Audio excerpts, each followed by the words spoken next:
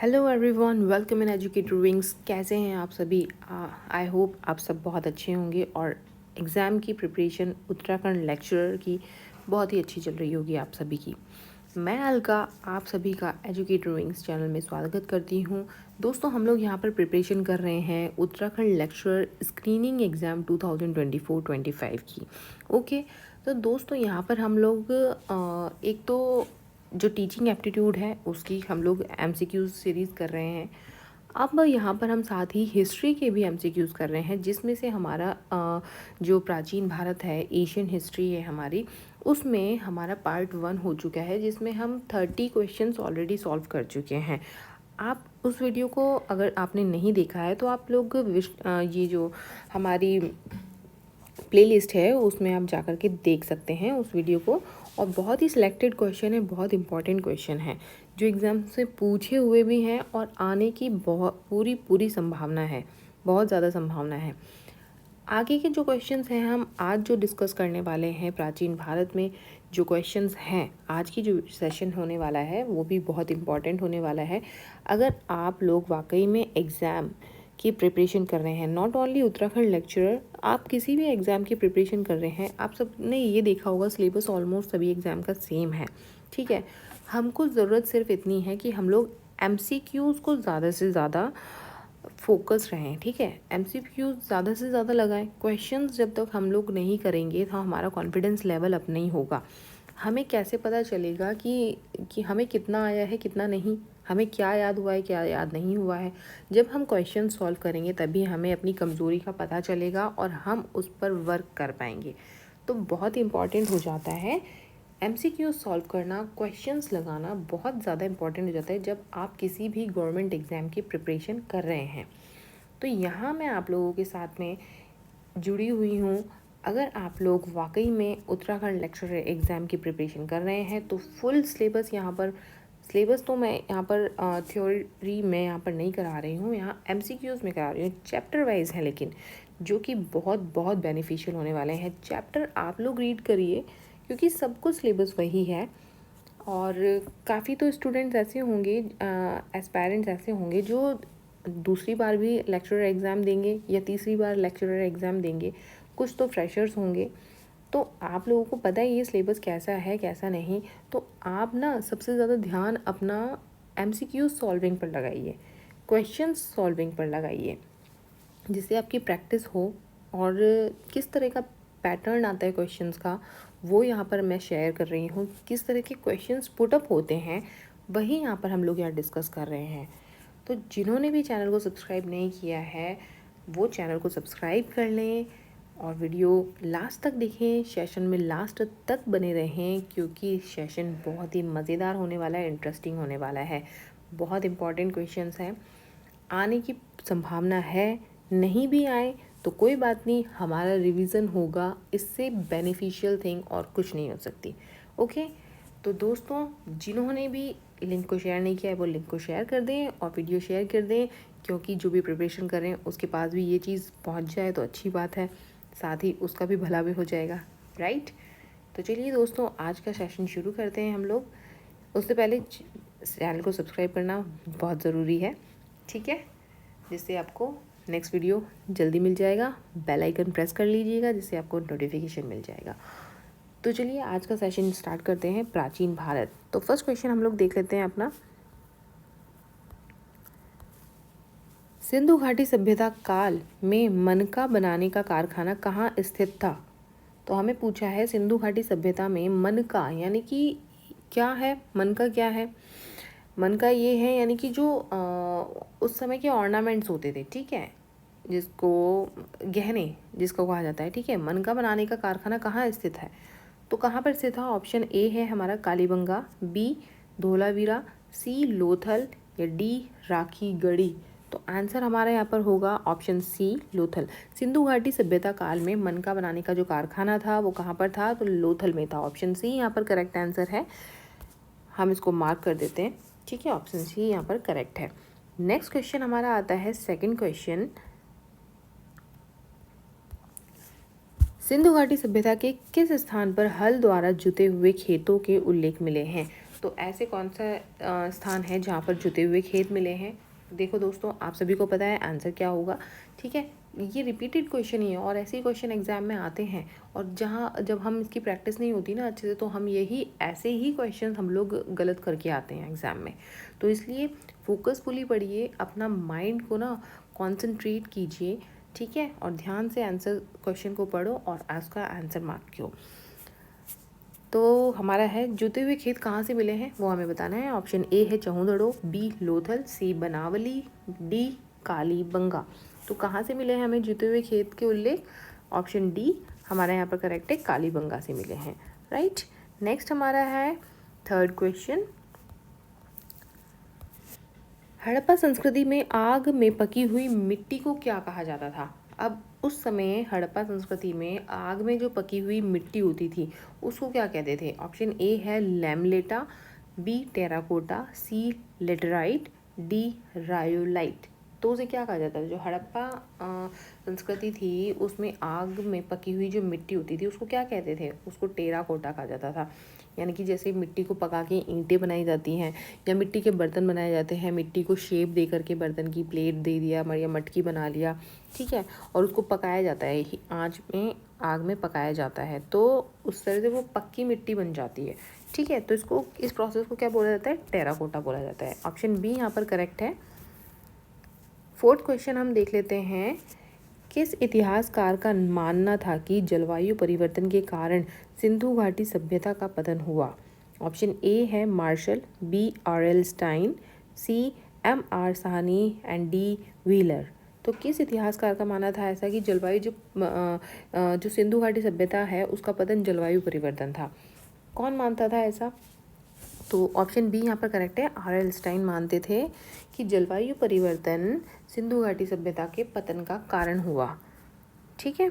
Next हमारा question है fifth question, Sindhu घाटी सभ्यता के पतन हेतु किसे एक प्रभावी कारण माना जाता है? हमें बताना है जब सिंधु घाटी सभ्यता का जो पतन हुआ तो उसका मुख्य कारण क्या है, ठीक है। सबसे ज़्यादा प्रभावी कारण किसको माना जाता है? ऑप्शन देख लेते हैं हम। ऑप्शन ए है जलवायु परिवर्तन, बी आग, सी बाढ़ या डी भूकंप। तो इन सब ऑप्शंस में से देखो, सिंधु घाटी सभ्यता का जो पतन हुआ है उसमें सबसे ज़्यादा प्रभावी कारण ना बाढ़ को माना जाता है। तो यहाँ पर ऑप्शन सी हमारा करेक्ट हो जाएगा, बाढ़, सी, ठीक है। नेक्स्ट है हमारा सिक्स्थ क्वेश्चन, हड़प्पा कालीन किस स्थल पर पूर्णतः किलेबंदी का प्रमाण मिला है? हड़प्पा कालीन जो स्थल है, हड़प्पा कालीन जो ऐसा स्थल है जहाँ पर पूर्णतः यानी कि पूरी तरह किलेबंदी का प्रमाण मिला है। ऑप्शन देखते हैं। ऑप्शन ए है चहुंदड़ो, बी लोथल, सी है धोलावीरा एंड डी कालीबंगा। तो आंसर हमारा यहाँ पर हो जाएगा कालीबंगा। हड़प्पा काल में हड़प्पा कालीन जो स्थल है, ठीक है, ऐसा स्थल है, कौन सा स्थल है जहाँ पर किलेबंदी मिली है? तो इन ऑप्शंस में से हमारा आंसर है कालीबंगा। कालीबंगा में ऐसा मिला है जहाँ पर किलेबंदी होती थी, ठीक है, उस समय, यानी कि किले के चारों तरफ ना बाउंड्रीज बना दी जाती थी, लंबी लंबी दीवारें खड़ी हो जाती थी, उसको किलेबंदी कहा जाता था, ठीक है। नेक्स्ट क्वेश्चन हमारा हो जाता है सेवेंथ हमारा क्वेश्चन है, मैक्स म्यूलर ने आर्यों का मूल स्थान कहाँ बताया था? अब मैक्स म्यूलर ने आर्यों का मूल स्थान कहाँ बताया वो बताना है हमें। ऑप्शन ए है पश्चिमी एशिया, बी पूर्वी एशिया, सी मध्य एशिया या डी उत्तर एशिया। तो हमें बताना है मैक्स म्यूलर ने आर्यों का मूल स्थान कौन सा बताया इसमें से। तो आंसर हमारा करेक्ट है बी ऑप्शन, सी ऑप्शन, मध्य एशिया, राइट। 7 का आंसर है सी, मध्य एशिया। नेक्स्ट है हमारा क्वेश्चन नंबर 8, आर्यों द्वारा विकसित वैदिक सभ्यता का स्वरूप कैसा था? ऑप्शन ए है हमारा नगरीय सभ्यता, बी ग्रामीण सभ्यता, सी मिश्रित सभ्यता या डी अल्प विकसित सभ्यता। तो आर्यों द्वारा जो विकसित वैदिक सभ्यता थी उसका स्वरूप कैसा था? उसका स्वरूप ग्रामीण सभ्यता का था, ठीक है। उस समय नगरीय सभ्यता नहीं थी ना, तो आर्यों द्वारा जो विकसित वैदिक सभ्यता थी उसका ग्रामीण सभ्यता था, ग्रामीण सभ्यता का स्वरूप था, ठीक है।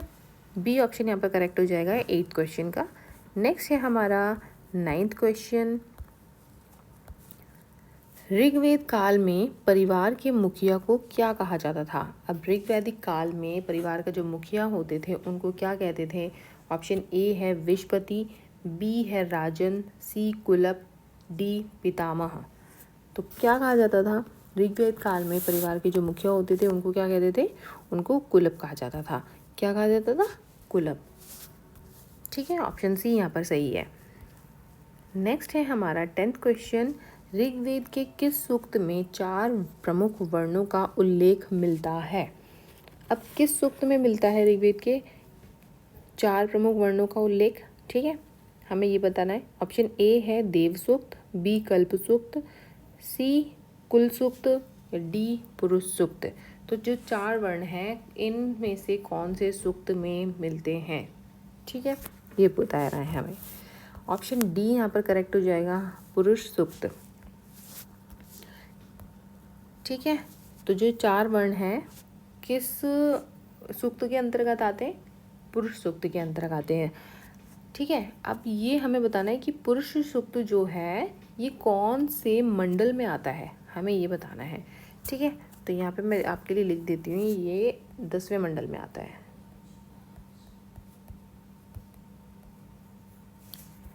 ठीक है, ये 10वें मंडल में आता है। नेक्स्ट क्वेश्चन हमारा हो जाता है 11th क्वेश्चन है।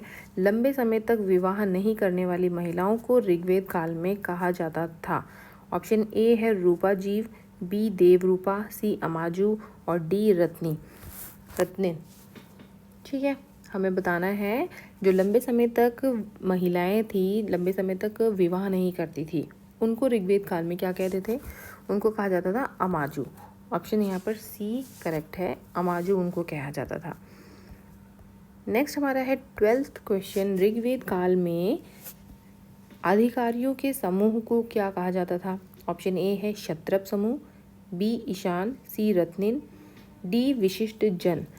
तो जो अधिकारी होते थे उनके जो समूह होता था, यानी कि उस समय के जो ऑफिसर्स हुआ करते थे, ठीक है, अधिकारी, तो उस उनका जो ग्रुप होता था उसको क्या कहते थे?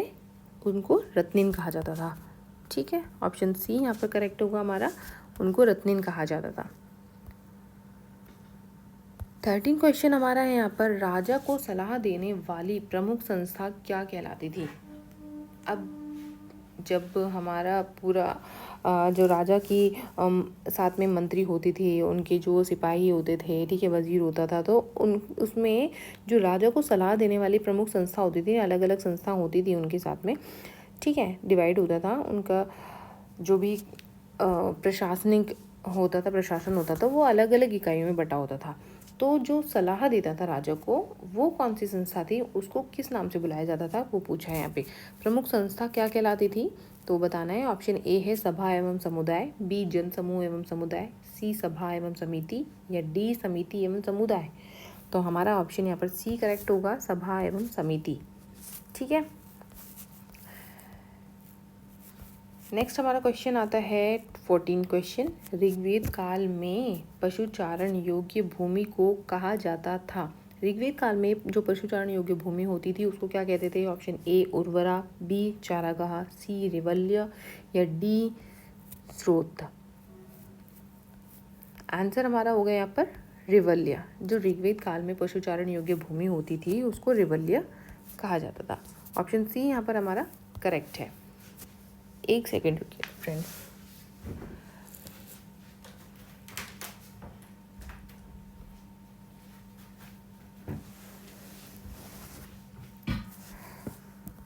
हाँ जी, नेक्स्ट क्वेश्चन हमारा है 15 क्वेश्चन। ऋग्वेद के किस मंडल में दसराल युद्ध का उल्लेख मिलता है? हमें बताना है किस मंडल में दसराल युद्ध का उल्लेख है, वो मंडल हमें बताना है। ऑप्शन ए है 7वें मंडल में, बी 8वें मंडल में, सी 9वें मंडल में, या डी 10वें मंडल में। तो ऑप्शंस के अकॉर्डिंग हमारा आंसर है ऑप्शन ए 7वें मंडल में। जो दसराल युद्ध है उस युद्ध का उल्लेख 7वें मंडल में है। ऋग्वेद के 7वें मंडल में दसराल युद्ध का उल्लेख मिलता है। ओके, तो हमारा ऑप्शन ए यहाँ पर करेक्ट हो जाएगा 15 का। नेक्स्ट है हमारा क्वेश्चन नंबर 16। उत्तर वैदिक काल में प्रचलित मुद्रा की इकाइयाँ थी। ऑप्शन ए है पण्य एवं शतमान, बी शतमान एवं निष्क, सी निष्क एवं कर्षापण एंड डी कर्षापण एवं शतमान। तो इन ऑप्शंस में से हमारा आंसर है शतमान एवं निष्क, यानी कि बी ऑप्शन बिल्कुल करेक्ट होगा। उत्तर वैदिक काल में जो प्रचलित मुद्रा इकाई थी, मुद्रा की इकाइयाँ थी, तो वो शतमान और निष्क थी। ठीक है, ऑप्शन बी हमारा यहाँ पर करेक्ट होगा 16 का। नेक्स्ट है हमारा 17 क्वेश्चन, उत्तर वैदिक काल का सबसे लोकप्रिय देवता कौन था? ऑप्शन ए है Indra, B Marut, C Prajapati and D Varun. तो उत्तर वैदिक काल में सबसे लोकप्रिय देवता कौन हुआ करता था? तो प्रजापति हुआ करता था। ठीक है, प्रजापति, ऑप्शन सी यहाँ पर करेक्ट है। अब जो और वैदिक काल था उसका मैं बता देती हूँ, इंद्र, ठीक है, इंद्र जी थे। वैदिक काल के जो प्रिय लोकप्रिय देवता थे वो इंद्र थे वैदिक काल में। ओके, नेक्स्ट है हमारा 18 क्वेश्चन है, सत्यमेव जयते किस उपनिषद से लिया गया है? ऑप्शन ए है हमारा ऑप्शन ए है बृहदारण्यक उपनिषद, सी छांदोग्य उपनिषद, सी श्वेताश्वर उपनिषद, डी मुंडकोपनिषद। जो सत्यमेव जयते है वो हमारा मुंडकोपनिषद से लिया गया है। ये सभी को पता है, काफ़ी इजी क्वेश्चन है और ये क्वेश्चन कई बार पूछा भी गया एग्जाम्स में, आप देखेंगे कई बार पूछा हुआ क्वेश्चन है, बहुत इंपॉर्टेंट क्वेश्चन है। नेक्स्ट क्वेश्चन हमारा आता है 19 क्वेश्चन, निम्न में से किस वेद में देवताओं के स्तुति हेतु मंत्रों को संकलित किया गया है? अब किस वेद में देवताओं की स्तुति और के लिए मंत्रों को संकलित किया गया, ये पूछा है। ऑप्शंस है A Rigveda, B Samaveda, C Yajurveda and D Atharvaveda. अब ऐसा कौन सा वेद है जिसमें मंत्रों का उल्लेख है? ठीक है, देवताओं की स्तुति होती है, पूजा अर्चना होती है, ठीक है, उनके लिए गीत गाए जाते हैं, तो ऐसा किस वेद में लिखा गया है? ठीक है, तो आंसर है हमारा है यहाँ पर बी ऑप्शन सामवेद में। ठीक है, सामवेद हमारा यहाँ पर इस क्वेश्चन का करेक्ट आंसर है। नेक्स्ट हमारा 20 क्वेश्चन, किस पुराण को सर्वाधिक प्राचीन पुराण माना जाता है? किस पुराण को माना जाता है? ऑप्शन है हमारे, ऑप्शन ए है विष्णु पुराण, बी मत्स्य पुराण, सी वायु पुराण एंड डी गरुड़ पुराण। तो सबसे ज़्यादा प्राचीन पुराण कौन सा है? हमारा मत्स्य पुराण है। ये भी क्वेश्चन काफ़ी इंपॉर्टेंट है और काफ़ी बार एग्जाम्स में पूछा हुआ है, बहुत अच्छा क्वेश्चन है। ठीक है, नेक्स्ट हमारा क्वेश्चन आता है 21 क्वेश्चन, उत्तर वैदिक काल में लोहे के साक्ष्यों का उल्लेख सर्वप्रथम कहाँ से प्राप्त हुआ है? ऑप्शन ए है आलमगीरपुर, बी बहावलपुर, सी है अतरंजी खेड़ा एंड डी कौशाम्बी। अब उत्तर वैदिक काल में लोहे के जो साक्ष्य मिले थे सबसे पहले कहाँ मिले थे? ऑप्शन सी हमारा यहाँ पर करेक्ट है, अतरंजी खेड़ा। ठीक है, 21 क्वेश्चन का आंसर हमारा यहाँ पर सी हो जाएगा। नेक्स्ट है हमारा 22 क्वेश्चन, गायत्री मंत्र का संबंध निम्नलिखित में से किस ग्रंथ से है? ऑप्शन ए है हमारा ऋग्वेद से, बी सामवेद से, सी मुंडकोपनिषद से एंड डी अंगुत्तर निकाय से। अब बताइए फ्रेंड्स, गायत्री मंत्र का जो संबंध है किस ग्रंथ से है, ये बताना है हमें। तो गायत्री मंत्र का जो संबंध है किस ग्रंथ से आ जाता है? ये ऋग्वेद ग्रंथ से आ जाता है। ठीक है, ऑप्शन ए हमारा यहाँ पर करेक्ट हो जाएगा, ऋग्वेद। नेक्स्ट है हमारा 23 क्वेश्चन, 23 क्वेश्चन हमारा है, किस स्मृति ग्रंथ को सर्वाधिक प्राचीन माना जाता है? अब हमें बताना है कौन सा स्मृति ग्रंथ सबसे ज़्यादा प्राचीन है, वो बताना है। ऑप्शन ए है याज्ञवल्क्य स्मृति, ऑप्शन बी है ओशनम स्मृति, सी है मनुस्मृति एंड डी देवल स्मृति। तो जो सबसे प्राचीन स्मृति है, सबसे ज़्यादा पुरानी स्मृति जिसको हम कहेंगे तो वो है मनुस्मृति। ऑप्शन सी हमारा करेक्ट हो जाएगा, मनुस्मृति।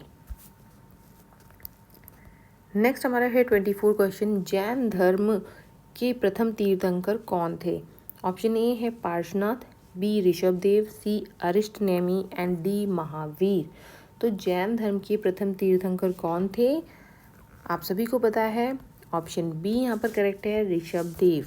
ठीक है, ये भी क्वेश्चन कई बार पूछा हुआ है, बहुत अच्छा क्वेश्चन है ये भी। नेक्स्ट हमारा होता है 25 क्वेश्चन, किस जैन तीर्थंकर का निर्माण समेत शिखर पर हुआ था? ऑप्शन ए है Rishabh Dev, B Ajit Nath, C Parshvanath and D Mahavir.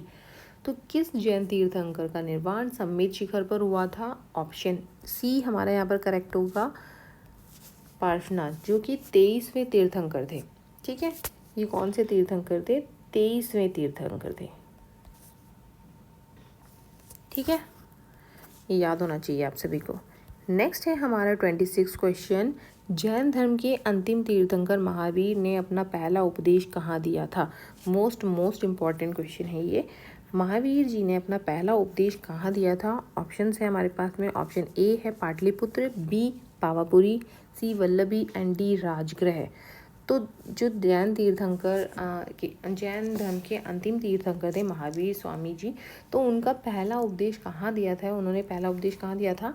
Option D हमारा यहाँ करेक्ट होगा, राजगृह। ठीक है, ऑप्शन डी राजगृह बिल्कुल करेक्ट है। नेक्स्ट क्वेश्चन हमारा होता है 27 क्वेश्चन, जैन तीर्थंकर के जीवन चरित्र पर आधारित ग्रंथ कल्पसूत्र की रचना किसने की थी? ऑप्शन ए है Hemchandra Suri, B Amoghavarsha, C Bhadrabahu and D Kshama Shravan. तो जो कल्पसूत्र ग्रंथ है, ये पूछा जाता है जैन धर्म से संबंधित ग्रंथ कौन सा है। ठीक है, आपको ऑप्शंस में अलग अलग ग्रंथों के नाम दे देते हैं और कल्पसूत्र का नाम दे देते हैं, तो उसको मैचिंग में भी दे देते हैं या फिर ऑप्शंस में भी पूछा जा सकता है। ठीक है, अब कल्पसूत्र की रचना किसने करी ये पूछा है, तो कल्पसूत्र की जो रचना है वो भद्रबाहु ने की है। ठीक है, ऑप्शन सी यहाँ पर करेक्ट है, कल्पसूत्र ग्रंथ की रचना किसने की है? भद्रबाहु ने की। ओके, तो 27 का सी करेक्ट है। क्वेश्चन नंबर 28, जैन साहित्य को मूलतः किस नाम से जाना जाता है? ऑप्शन ए है प्रगम, बी कल्प, सी आगम, डी सांख्य दर्शन। तो जैन साहित्य को मुख्यतः किस नाम से जाना जाता है? मूलतः किस नाम से जानते हैं वो पूछा है क्वेश्चन में। तो इन ऑप्शंस में हमारा आंसर होगा ऑप्शन सी आगम। जो जैन साहित्य हैं, ठीक है, उनको क्या कहा जाता है? आगम कहा जाता था। ठीक है, अभी भी उनको आगम ही कहा जाता है। ऑप्शन सी यहाँ पर करेक्ट है। तो दोस्तों ये थे हमारे आज के सभी क्वेश्चंस।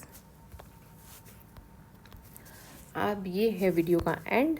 ठीक है, आई होप आप सभी को ये क्वेश्चंस अच्छे लगे होंगे। बहुत ही अच्छे क्वेश्चन थे, सिलेक्टेड क्वेश्चन थे, जो क्वेश्चंस काफ़ी बार पूछे भी हुए हैं। और दोस्तों बस ये आपने, आई होप आप लोगों को सेशन अच्छा लगा होगा। अब यही कहना है कि जो भी एग्ज़ाम की प्रिपरेशन कर रहे हैं तो पूरे मन से लग जाइए। टाइम धीरे धीरे निकल रहा है, तो सिलेबस आपको खुद से ही कंप्लीट करना होगा। सेल्फ स्टडी बहुत इम्पॉर्टेंट है। हम यहाँ पर आपके साथ में जुड़े हुए हैं, मैं आपके साथ में जुड़ी हुई हूँ, और आपके साथ में MCQs जो मैं करा रही हूँ बहुत ही बेनिफिशियल होगा। आप वीडियो को पूरा देखिए ना, आप सेशन पूरा अटेंड कीजिए, तभी आपको बेनिफिट मिलेगा। ठीक है, तभी आपको लाभ होगा इस चीज़ का। ऐसा नहीं कि आपने 1-2 क्वेश्चन देखे और स्किप कर दिया। अगर आप ऐसा करेंगे तो इससे कोई लाभ नहीं होगा आपको। ठीक है, इससे टाइम वेस्ट करना होगा। आप टॉपिक को पढ़िए, खुद से पढ़िए, और उसके बाद MCQs लगाइए, तब आपकी प्रैक्टिस को हम कह सकते हैं कि हाँ आपकी प्रैक्टिस हो रही है। और खुद से आंसर देने की कोशिश कीजिए पहले, कि हम आंसर दे रहे हैं उससे पहले अपना आंसर, या वीडियो को पॉज कर दीजिए आप और अपना आंसर दीजिए। ठीक है, तो दोस्तों नेक्स्ट वीडियो एशियन हिस्ट्री से रिलेटेड है, मेरी जल्दी अपलोड होगी। अब लास्ट में बस यही कहना चाहती हूँ, जिन्होंने भी चैनल को सब्सक्राइब नहीं किया है वो चैनल को सब्सक्राइब कर लें। आप उत्तराखंड लेक्चर एग्ज़ाम की प्रिपरेशन कर रहे हैं, आपकी प्रिपरेशन को बेस्ट मैं बनाऊँगी। कोशिश मेरी यही है कि आपको अच्छे से अच्छा कंटेंट दूँ। ठीक है, तो जुड़ी रहिए मेरे साथ चैनल में, सब्सक्राइब करिए चैनल को। जिनको जो भी एग्ज़ाम की प्रिपरेशन कर रहे हैं उनके साथ में लिंक शेयर कीजिए, वीडियो शेयर कीजिए, और सेशन अच्छा लगे उसको लाइक कीजिए। Thank you. नेक्स्ट वीडियो जल्दी अपलोड होगी। Till then bye bye.